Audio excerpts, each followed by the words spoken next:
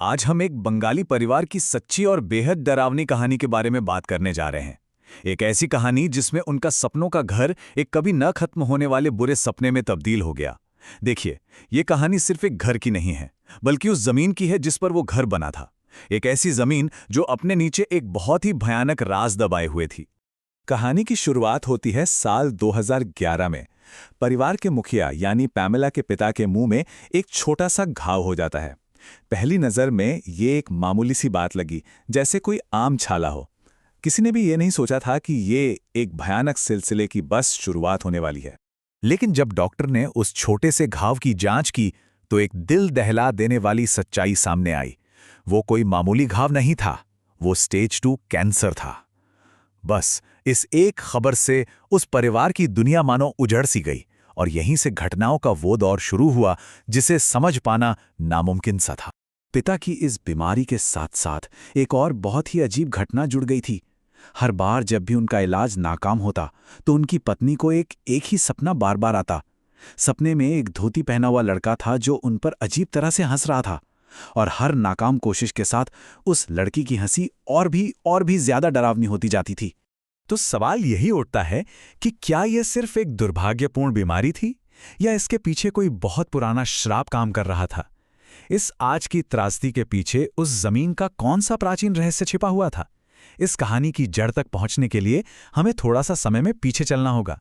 तो चलिए इस जमीन के उस काले राज को समझते हैं। ये सब तब शुरू हुआ था जब इस परिवार ने अपनी नई जिंदगी की शुरुआत करने के लिए ये जमीन खरीदी। उन्हें इस बात का जरा भी अंदाजा नहीं था कि वो किस भयानक इतिहास के ऊपर अपना आशियाना बना रहे थे। बात कई साल पुरानी है। पामेला के परदादा ने ये जमीन एक विधवा से बहुत ही कम कीमत पर खरीदी थी।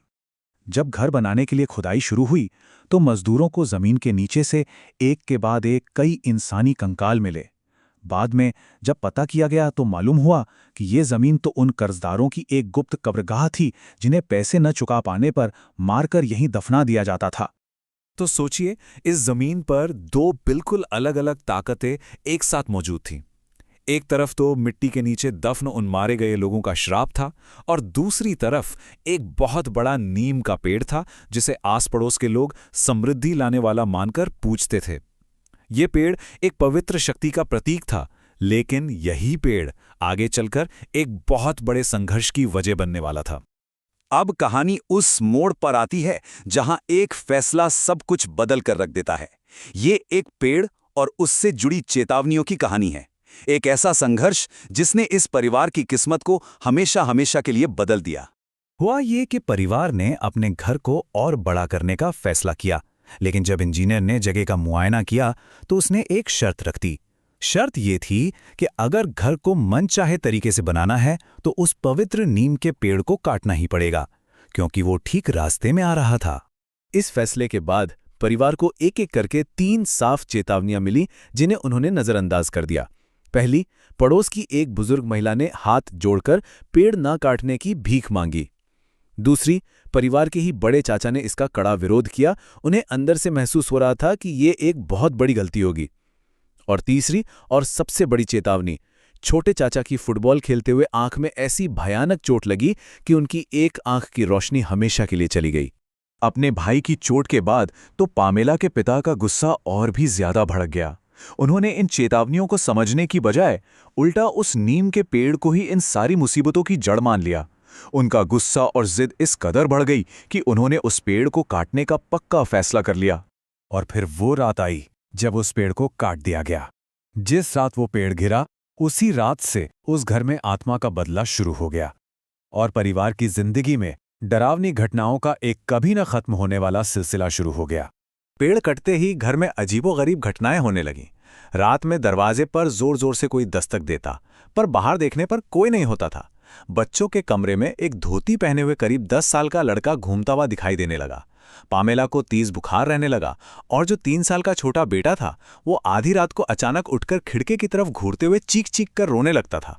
और इन सब डरावनी घटनाओं के बीच पामेला के पिता का कैंसर का इलाज किसी रहस्यमयी वजह से बार बार फेल हो रहा था। हर बार जब वो अस्पताल जाते कोई ना कोई ऐसी अड़चन आ जाती कि इलाज नाकाम हो जाता।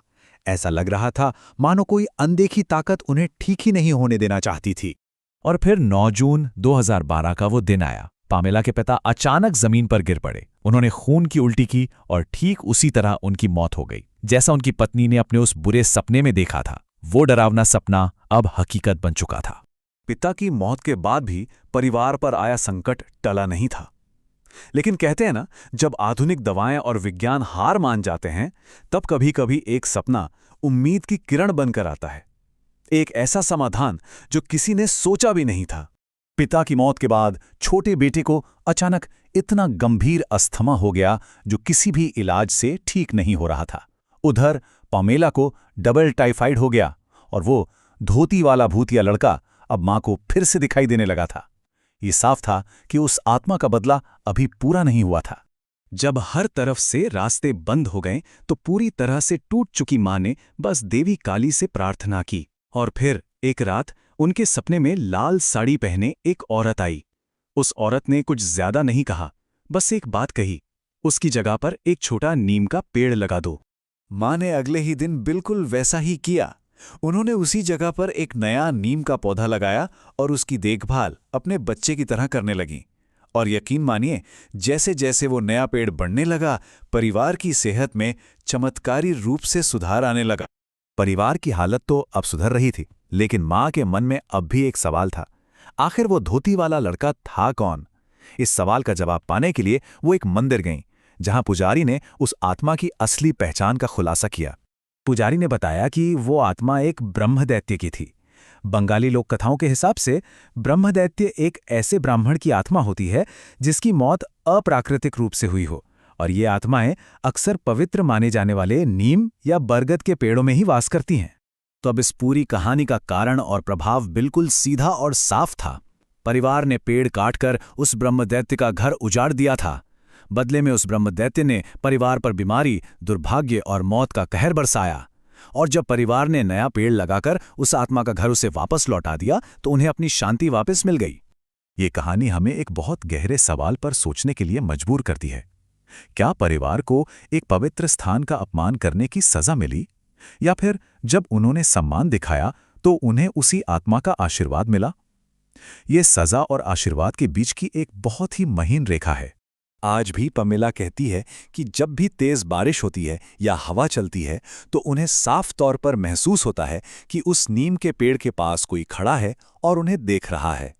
घर में अब शांति जरूर है, लेकिन वो मौजूदगी, वो एहसास आज भी कायम है।